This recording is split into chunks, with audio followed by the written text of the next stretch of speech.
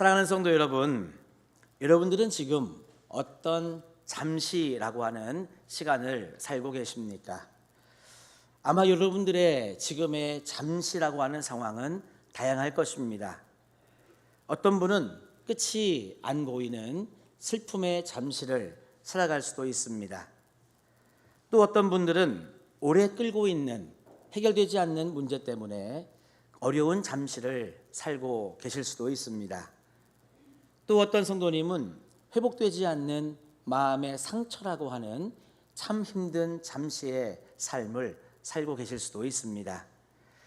참 그래서 우리의 인생 가운데에는요, 너무나 다양하지만 그러나 잠시라고 부르기에는 너무나 아픈 시간이 우리를 스쳐 지나가고 있습니다. 그런 우리들에게 오늘 주님은 이렇게 말씀하십니다. 조금 있으면 너희가 나를 보지 못하겠고 또 조금 있으면 나를 보리라 하시니. 사실 끝이 안 보이는 슬픔, 오래 끌고 있는 문제, 그리고 회복되지 않는 마음의 상처 가운데 있는 우리들에게 여러분, 과연 이 말씀이 위로가 되고 은혜가 되는 말씀입니까? 우리 입장에서는 딱 떨어지는 좀 정답이 주어지면 좋겠는데 오늘의 말씀은 정답과는 좀 거리가 먼 것 같습니다. 지금 예수님의 제자들도 예수님께서 이렇게 말씀하시니까요, 너무나 혼란스러워하고 있습니다. 이 말씀을 들은 제자들의 반응은 이랬습니다. 뭐라고? 잠시 후? 그게 도대체 무슨 말이야? 지금 예수님의 제자들은 예수님의 말씀이 이해가 되지 않았습니다. 그동안도 보니까요, 계속 예수님은 무엇라고 말씀하시는데 자꾸 예수님의 말씀이 어디 숨겨져 있는 것 같단 말입니다.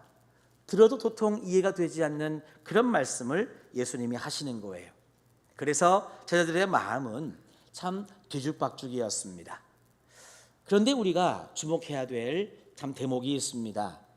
그것은 뭐냐 하면 예수님께서 이와 같이 조금 있으면 너희가 나를 보지 못하겠고 또 조금 있으면 나를 보리라 라고 하는 말씀을 하셨을 때 이 제자들은 예수님께 대해서 직접적으로 예수님께 질문을 하지 않았다는 것입니다.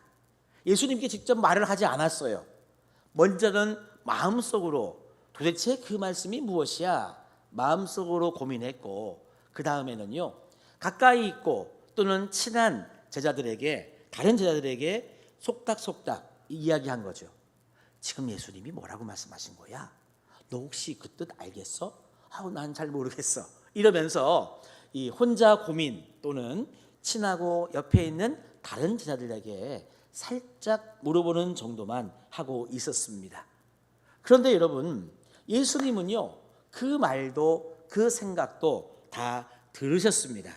그래서 19절 말씀에 보니까 예수께서 그 묻고자 함을 뭐 했다고요?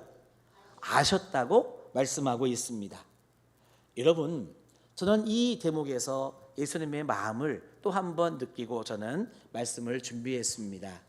뭐냐 하면 어느 성경 말씀이나 마찬가지지만 지난주 말씀도 그랬고 오늘 말씀도 그렇고 그 전의 말씀도 그랬고 오늘 말씀도 그렇고요. 예수님은 우리와 제자들을 대하실 때 참 사랑으로 대해 주시는구나. 우리를 참 배려하시면서 말씀하시는구나. 너무나 따뜻한 섬세한 주님의 마음이 이 질문 속에 담겨 있구나 하는 것을 알게 되었습니다. 여러분, 우리를 대하시는 예수님은 어떤 마음이시냐? 저를 따라 하십시다. 사랑의 마음, 배려의 마음, 섬세한 마음. 그렇습니다. 그런 마음으로 예수님은요, 우리가 입을 떼기도 전에, 제자들도 마찬가지입니다. 예수님께 손을 들고 질문하기 전에 벌써 예수님은 그들의 마음속의 혼란까지 알아주셨습니다. 그래서 예수님 말씀이 이런 말씀인 거잖아요. 너희들 지금 마음이 혼란스럽지? 괜찮아. 내가 너희의 마음을 다 알고 있어 라고 여러분, 예수님은 말씀해 주시는 거예요. 나는 너희의 마음속에 어떤 질문이 있는지, 왜 너희들의 마음이 답답한지를 나는 알고 있다고 예수님이 말씀하시는 겁니다. 사랑하는 성도 여러분, 사실 여러분 이 말씀은요, 오늘 예배하는 우리들에게도 동일하게 적용되는 하나님의 말씀입니다. 여러분, 지금 여러분들의 마음의 상태가 다양하실 거예요. 제가 설교를 시작하면서 예를 든 것처럼 여러분들의 마음속에 끝이 안 보이는 슬픔의 잠시가 여러분들의 지금 상황일 수 있고, 오래 끌고 있는데 해결되지 않는 문제가 지금 여러분들의 잠시라고 하는 시간 속에 있고, 또는 회복되지 않는 마음의 상처 때문에 아파하는 지금의 잠시가 여러분들의 상황일 수 있습니다. 보통 우리가 이런 상황을 경험하게 되면 여러분, 누구는 물론 열심히 기도할 수 있는데요, 때로는 기도가 잘 나오지 않지 않습니까? 답답하고 좀 이 힘든 상황 속에 기도가 잘 안 되는 경우가 솔직히 있습니다.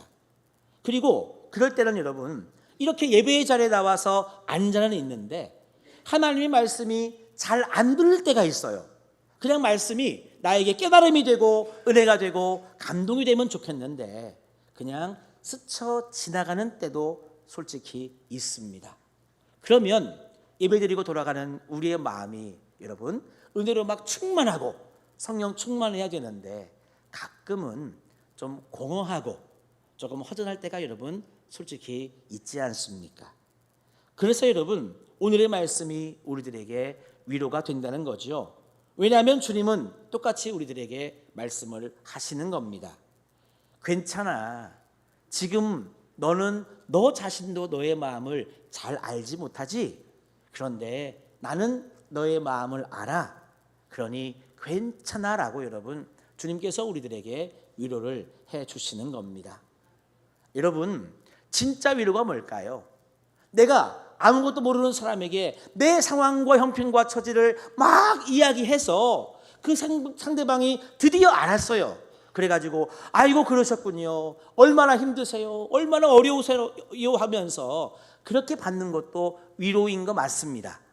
그런데 여러분 우리는 아직 말할 준비도 안 되었고 말을 하지도 못했는데 나 혼자만 끙끙 앓고 있었는데 예수님처럼 말하지 않아도 알아주시고 내가 너의 마음을 다 안다, 너도 너의 마음을 다 몰라서 그렇게 혼란스러운데 내가 너의 마음을 안다고 여러분 다가와 주시고 안아주시고 여러분 나의 등을 토닥여 주시는 그 주님의 위로가 여러분 진짜 위로가 아닙니까?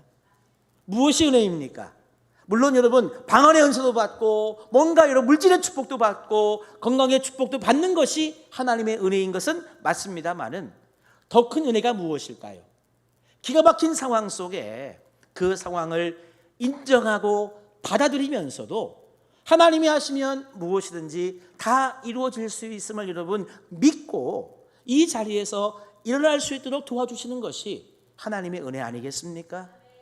우리 주님은 그런 분이세요. 우리의 마음을 알아주시는 분이십니다.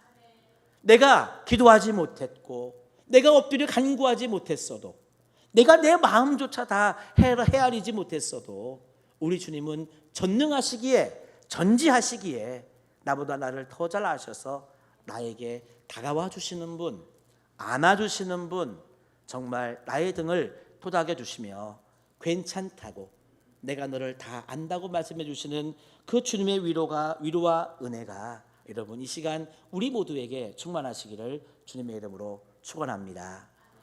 여러분 그래서 예수님은요 우리도 그렇지만 제자들의 마음도 무시하지 않으셨습니다. 혼란스러운 제자들을 무시하지 않았단 말입니다. 그리고 그 상황 속에요 억지로 설명하시지도 않았습니다. 대신 한 가지를 약속해 주셨어요. 지난주의 말씀으로 본다면 내가 지금 너의 믿음의 수준이나 영적 수준을 고려해서 내가 많은 말 하지 않겠다. 앞으로 성령님이 오시면 너희들의 믿음이 성장하고 영적 성장이 이루어지는 만큼 성령님이 말씀해 주실 거야, 알게 하실 거야 라고 말씀해 주셨는데요, 오늘은 또 다른 모습으로 말씀해 주시는 겁니다. 그 말씀이 어디에 나와 있냐면 우리 22절에 나와 있는데요, 22절의 노란색 부분을 같이 읽으시겠습니다. 지금은 너희가 근심하나 내가 다시 너희를 보리니 너희 마음이 기쁠 것이요. 아멘. 자, 여러분, 중요한 건 바로 이것입니다. 여러분, 우리의 혼란이 여러분 놀라운 일이 아니라고 하는 거예요. 여러분, 우리는 되게 혼란스러워합니다. 무슨 말이냐? 갑작스러운 건강에 염려가 닥쳤어요. 질병이 찾아왔어요. 그러면 우리는 혼란스럽습니다. 왜 나에게 이런 질병이 찾아왔고 왜 이 병이 고쳐지지 않는지 우리는 혼란스러워요. 갑자기 여러분 사업에 어려움이 닥쳤습니다. 나는 열심히 일했고 열심히 정말 노력했는데 왜 나에게 사업적인 어려움이 닥쳐왔나? 왜 나에게 물질적인 손해가 있나? 왜 나에게 이와 같은 사건 사고가 일어나나? 여러분, 우리는요 건강의 문제 또는 재물의 문제 또는 사건과 사고의 문제를 당할 때 우리는 혼란스러워합니다. 그런데 여러분, 예수님께는 이 모든 일들이 혼란스러운 일이 아니에요. 놀라운 일이 아닌 것입니다. 왜냐하면 이것 때문입니다.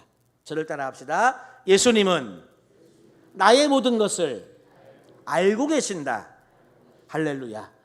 그래서 여러분, 우리의 이와 같은 혼란 속에서도 우리 주님은요 우리의 믿음을 붙잡아 주시는 줄로 믿습니다. 여러분, 절대 오해하시면 안 돼요. 뭐냐 하면 이런 어려움 속에 주님, 내가 예배 자리에 나왔습니다. 이런 어려움 속에 내가 기도하고 있습니다. 여러분, 우리는요 내가 하는 줄 알아.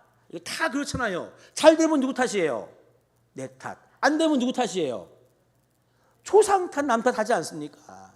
우리는 주님 앞에 그런 마음으로 설 때가 많아요. 주님, 이렇게 어려운데 예배 자리에 나온 것만도 대단하지 않습니까? 주님, 이와 같은 상황 속에 기도하는 내가 대단하지 않냐고. 아닙니다. 여러분, 내가 예배할 수 있고 기도할 수 있는 것은요 주님께서 이 기가 막힌 상황 속에 나를 붙잡아 주시고 계시기 때문입니다. 여러분, 주님이 우리의 믿음을 붙잡아 주시지 않으면 우리는요 믿음의 자리에 설 수가 없는 거예요. 그리고 여러분, 우리는 가끔씩 설명하려 그래. 내 상황을 변명하려 그래. 나를 자기 합리화를 시키기 위해서 무언가를 여러분 많이 이야기하고 싶어 하지 않습니까? 그런데 주님은 그러시지 않더라고요. 따라합시다. 임마누엘. 주님은 먼저 우리와 함께 하시며 괜찮다고 해주세요. 그러면서 우리와 동행해 주십니다. 그래서 여러분, 혹시 지금 여러분들의 마음이 복잡하지는 않습니까? 끝이 보이지 않는 슬픔, 오래 끌고 있는데 해결되지 않는 문제, 그리고 회복되지 않는 마음의 상처와 같이 여러분, 이렇게 마음이 혹시 복잡한 분이 이 자리에 계시지는 않습니까? 왜 이런 일이 생겼는지도 모르겠고 도대체 이것이 하나님의 무슨 뜻인지 하나님의 뜻도 모르겠고 말씀도 나에게 은혜가 되지 않고 깨달아지지 않고 그냥 스쳐 지나가 버리고, 여러분, 그래도 괜찮습니다. 왜냐하면 나의 이와 같은 혼란스러운 상황 속에 주님이 지금도 나의 믿음을 붙잡아주고 계시고 그런 나의 혼란스러운 상황 속에 우리 주님은 말씀해 주시기 때문입니다. 우리가 예전에 보았지만 요한복음 13장 7절 말씀에 보니까 주님이 하신 말씀이 있습니다. 내가 지금은 알지 못하나 이후에는 알리라. 여러분, 지금 우리는요 어떤 면에서 아직 믿음의 그릇이 크지 못하고 영적으로 아직 여러분 성장하고 성숙하지 못해서 우리가 깨닫지 못할 수도 있어요. 하지만 주님은 말씀해 주십니다. 내가 지금은 알지 못하나 이후에는 알리라. 그래서 여러분, 우리의 모든 것을 아시고 우리가 주님께 기도하지 못했어도 아뢰지 못했어도 모든 것을 아시면서 우리와 함께 하시는 주님은요 분명 여러분 우리보다 앞서 기쁨의 회복을 준비하고 계시는 줄로 믿습니다. 그래서 여러분, 우리의 앞날에는 주님이 주시는 기쁨과 여러분 회복만이 있을 줄로 믿습니다. 할렐루야. 이것이 여러분 우리를 향하신 주님의 뜻이라고 하는 거죠. 예수님께서 이 사실을 더 잘 알려주기 위해서 제자들에게 한 가지 비유를 들려주셨습니다. 21절 말씀인데요, 여자가 해산하게 되면 그때가 이르렀으므로 근심하나 아기를 낳으면 세상에 사람난 기쁨으로 말미암아 그 고통을 다시 기억하지 아니하느니라. 이 자리에 보니까 남자 성도님들보다 여자 성도님들이 더 많이 계시네요. 그리고 결혼해서 자녀를 출산해 보신 분들이 이 자리에 또 많이 계십니다. 그래서 제가 길게 말씀드리지 않아도 여러분들이 이 말씀의 의미를 아실 줄로 압니다. 여러분, 한 생명이 태어날 때 산모는요, 생명을 걸고 싸웁니다. 진통이 찾아오고 또는 온몸에 힘이 빠져요. 힘을 주라 그러는데 그게 잘 안 되잖아요. 정말 죽을 것 같은 어떤 그런 고비도 넘깁니다. 그런데 딱 그 언덕을 넘으면, 그 선을 딱 넘으면은요, 아기의 울음소리가 들린단 말이죠. 응애 하고 여러분, 아기의 울음소리가 들리는 순간 모든 고통이 기쁨으로 바뀝니다. 그리고 조금 있으면 간호사가 아이를 이렇게 엄마 품에 보통 안겨주잖아요. 그래서 아이 얼굴을 처음 보는 순간, 여러분, 언제 그렇게 아파서 소리 질렀나 할 정도로 나의 아픔과 고통이 눈 녹듯 다 녹아내리는 것을 경험하게 됩니다. 저는 많은 산모들에게서 이와 같은 이야기를 들었습니다. 그런데 여러분, 그 고통이 사라지는 게 아니죠. 고통이 기쁨으로 여러분 변한 것입니다. 예수님은 그래서 오늘 제자들에게 이렇게 말씀하시는 거죠. 너 지금 고통스럽지? 지금 너에게 근심과 걱정이 많지? 하지만 이것이 끝이 아니야. 곧 기쁨이 올 거야. 너에게 기쁨이 오면 이제까지의 모든 고통은 그 기쁨으로 바뀌게 될 거라고 예수님은 말씀하고 계시는 겁니다. 이 내용은 무슨 말이냐 하면, 예수님께서 이제 십자가를 질 때가 곧 다가오고 있습니다. 이어지는 모든 말씀들이 십자가를 앞둔 예수님의 말씀인 거거든요. 여러분, 입장 바꿔 이야기해 볼까요? 예수님의 제자들은 이제 얼마 안 있으면 예수님의 십자가의 죽음을 맞이하게 될 것입니다. 나의 스승, 나의 멘토, 나의 의지의 대상, 정신적인 지주, 더 나아가서 내가 정말 모든 것을 벌써 다 내려놓고 따를 만큼의 가치가 있고 의미가 있었던 예수님, 그 예수님의 죽음을 경험하게 될 거란 말입니다. 잡혀갑니다. 고문받습니다. 십자가에 못 박혔습니다. 죽으셨습니다. 장사 지내서 그 굴에 들어갔습니다. 그리고 예수님은 부활하셨습니다. 그런데 부활 이전까지의 모든 시간 동안 얼마나 예수님의 제자들은 혼란과 절망 그리고 좌절 속에 여러분 빠져 있겠느냐 하는 거죠. 그런데 부활의 날 예수님께서 다시 나타나실 때, 그때 비로소 예수님의 제자들은 알게 될 것입니다.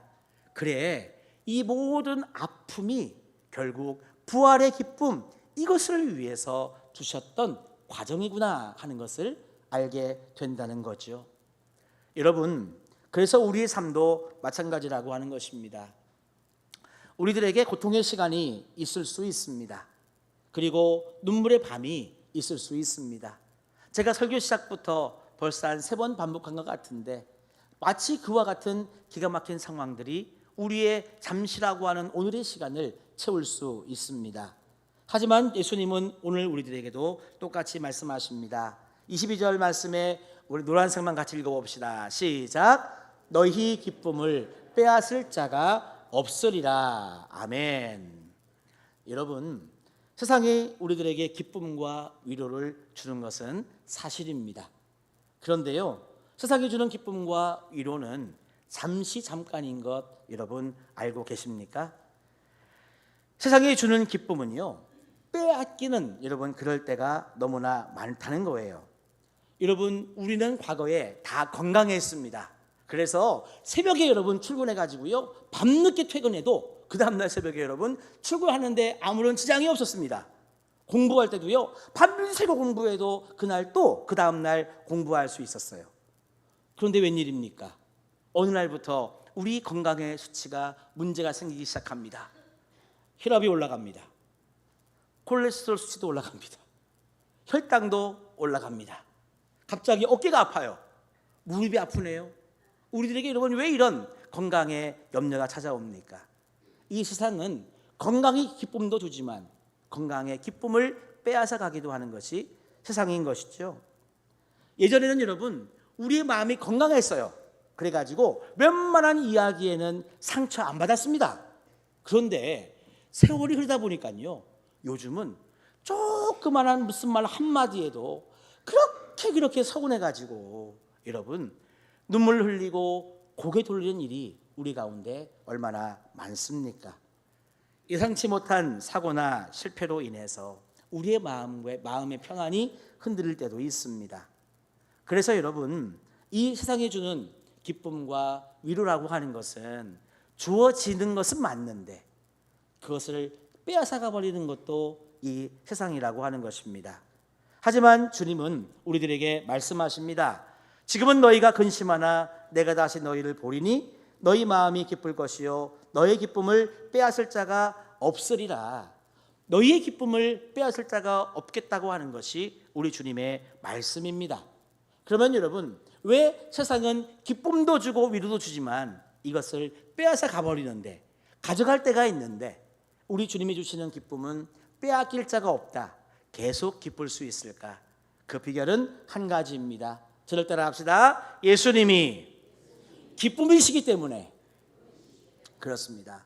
예수님 당신이 기쁨의 근원이 되시기 때문에 그렇습니다. 여러분, 그래서 세상의 기쁨은 조건이 붙는 거예요. 잘 되면 기쁘고 망하면 슬프고.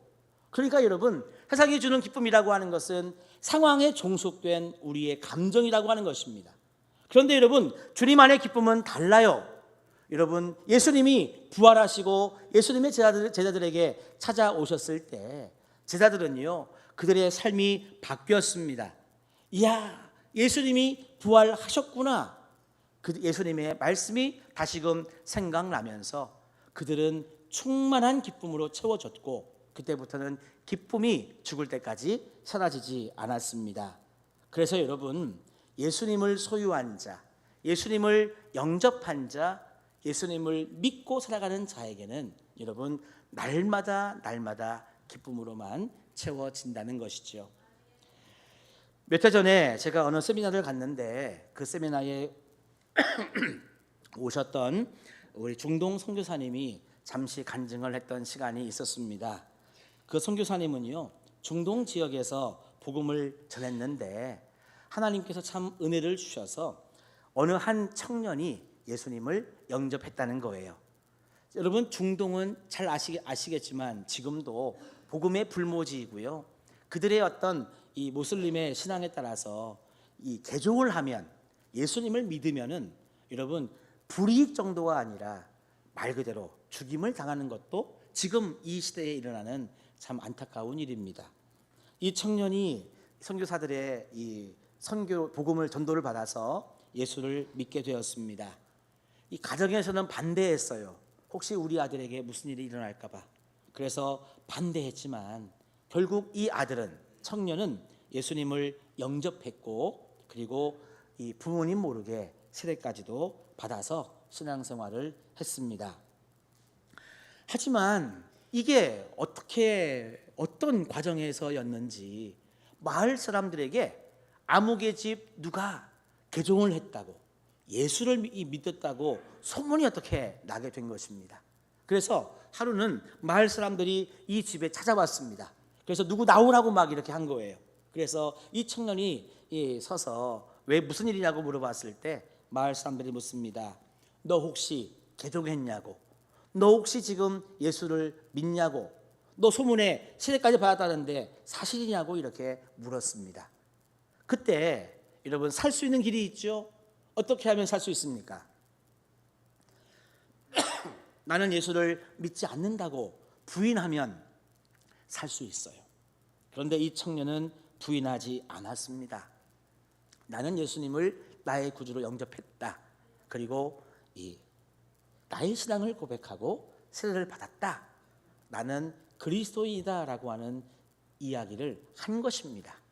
그래서 마을 사람들이 화가 나고 분노해서 그들의 어떤 코란의 법대로 돌로 이 청년을 죽인 것입니다. 순교를 당했죠. 너무나 엄청난 일이 갑자기 벌어졌기 때문에 복음을 전했던 선교사님들도 너무나 큰 충격에 빠졌습니다. 그리고 어느 만큼 시간이 지나 선교사님들이 있잖아요. 그 부모님, 청년의 부모님들을 어떻게 좀 위로할 수 있지 않을까 하는 마음에 다시 그 마을 찾아 조용히 그 청년의 집을 방문하게 되었습니다. 선교사님들은 위로가 좀 될까 싶어서 방문했는데 놀랍게도 그 청년의 어머니가 이렇게 이야기를 했다는 거예요. 예수님께서 내게 아들을 주셨고 나는 그 아들을 다시 예수님께 드렸습니다. 지금은 가슴이 찢어지지만 잠시 후면 내 아들을 다시 볼 것을 믿습니다. 그때 영원히 함께 웃을 수 있는 날이 올 겁니다 라고 하는 이야기를 한 거예요. 선교사님들은 몰랐는데 처음에는 반대했던 어머니에게 이 청년이 복음을 전한 거죠. 여러분, 이 말을 들은 그때 선교사님과 통역을 했던 분들까지 다 같이 눈물을 흘리면서 참 무릎을 꿇고 하나님께 참 기도했다는 간증을 들었습니다. 여러분, 예수님을 우리가 다시 만나면 우리의 모든 것은 달라질 줄로 믿습니다. 우리의 삶은 그대로인데 우리의 마음이 달라지고요. 삶의 문제는 그대로 남아있는데 그 문제를 바라보는 우리의 시각이 달라질 것입니다. 그리고 현실은 여전히 눈물 나는 현실은 맞는데 가슴 속에서는 여러분 감사와 기쁨이 흘러나는 여러분 기적을 체험하게 될 줄로 믿습니다. 왜냐하면 우리가 예수님을 정말로 만나면은요, 그 예수님은 부활의 주님이시오, 부활의 기쁨을 우리에게 주신 예수님이시기 때문에 상황과 조건에 따라 기뻐하다가 슬퍼하는 조건부적인 여러분 기쁨이 아니라 따라할까요? 구원의 기쁨, 천국의 기쁨, 그게 여러분 우리들에게 주어지면 이것은 세상이 빼앗아갈 수 없는 여러분 영원한 기쁨이 될 줄로 믿습니다. 그래서 이것은 여러분 제자들의 기쁨만이 아니라 오늘 예수를 믿는 우리 모두의 기쁨이라고 주님은 말씀해 주시고 있습니다. 우리 다 같이 24절의 말씀을 한 목소리로 봉독하시겠습니다. 지금까지는 너희가 내 이름으로 아무것도 구하지 아니하였으나 구하라 그리하면 받으리니 너희 기쁨이 충만하리라. 아멘. 맞습니다. 그동안은요 우리가 너무나 세상을 바라봤어요. 조건을 바라봤어요. 그런데 다시 우리가 정말 부활의 주님을 만나면 정말 예수님을 내 중심에 모셔놓고 임마누엘 나와 동행하시는 그 주님과 함께 우리가 여러분 걸어가면 우리의 삶이 기쁨으로 충만해지고 변한다는 사실입니다. 그러면 여러분 우리는 기도할 수 있어요. 상황과 세상만 바라보니 기가 막혀서 여러분 기도가 안 나오잖아요. 말씀이 안 다가오잖아요. 그런데 예수님을 정말 우리가 영접하고 예수님을 내 삶에 모셔드리면 내 삶에 여러분 기쁨이 넘쳐나면서 다시금 예수님의 이름으로 기도하여 응답받을 수 있고 다시금 주시는 말씀을 아멘으로 여러분 받아 그 은혜를 누릴 수 있는 나로 변화되게 될 줄로 믿습니다. 예수님의 부활 이후에 예수님의 제자들은 변했습니다. 도망쳤던 베드로가요 복음을 위해서 순교하는 자리까지도 기꺼이 나아갔습니다. 또한 정말 여러분 절망에 빠지고 의심 많았던 도마도 나의 주 나의 하나님이라고 하는 고백을 주님께 올려드리며 남은 삶을 복음에 헌신했습니다. 그들의 기쁨은요 세상이 아무리 나를 박해하고 나를 이 순교의 자리까지 몰아가더라도 그 기쁨이 사라지지가 않더라고요. 왜냐하면 제자들이 소유한 기쁨은 예수 그리스도 기쁨의 근원을 소유했기 때문입니다. 오늘도 주님은 우리 모두에게 말씀하십니다. 지금은 근심할 수 있다. 지금의 잠시라고 하는 시간은 이러저러한 너희들의 눈물겨운 시간일 수 있다. 하지만 내가 다시 너희를 보리니 그때 너희는 기뻐할 것이고 그 기쁨을 아무도 빼앗지 못할 것이다. 여러분, 예수 그리스도가 여러분들의 위로가 되고 기쁨이 되시기를 간절히 소망합니다. 오직 예수님이 여러분들의 소망이 되어 기가 막힌 이와 같은 상황 속에서도 다시금 일어나 주님을 향해서 나아갈 수 있는 우리 모두가 다 되시기를 주님의 이름으로 간절히 축원합니다.